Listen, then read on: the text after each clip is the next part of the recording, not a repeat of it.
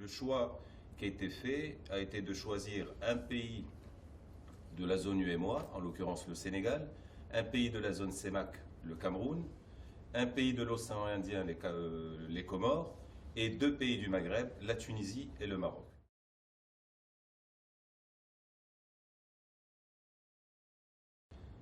Je commencerai par le Maroc parce que c'est le pays le plus complet. Parce qu'avec un tissu bancaire extrêmement bien fourni, une capacité d'innovation extrêmement intéressante, des pouvoirs publics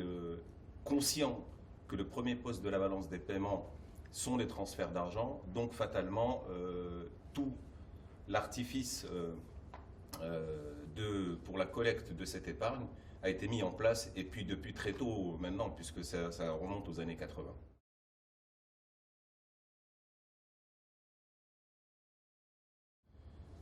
Le Sénégal, sa particularité, c'est que les banques ne sont pas très actives dans les transferts. On a une forte dominante des sociétés de transfert d'argent,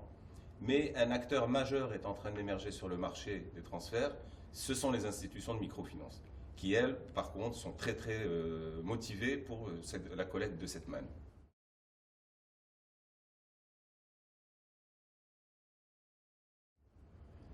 Le cas du Cameroun est un peu hybride parce que, effectivement, les banques sont assez actives, beaucoup de sociétés de transfert d'argent, et notamment pas uniquement les majors, mais aussi des structures locales, mais une faiblesse quand même sur le plan réglementaire. Beaucoup de choses se font, pas toujours dans les règles de l'art, donc c'est plutôt ça la particularité du Cameroun, plus le fait que le Cameroun, contrairement aux autres pays d'Afrique ou d'Afrique de l'Ouest, n'est pas importateur net de capitaux.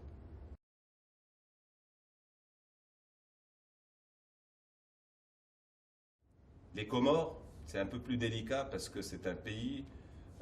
où les infrastructures financières et institutionnelles présentent des grosses lacunes, pour ne pas dire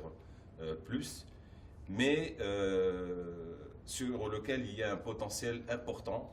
puisque il y a un lien très fort entre la communauté expatriée comorienne et les pays d'origine.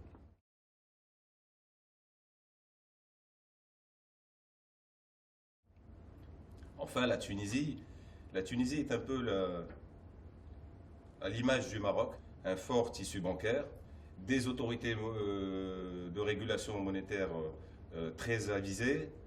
des opérateurs de téléphonie mobile au nombre de 3,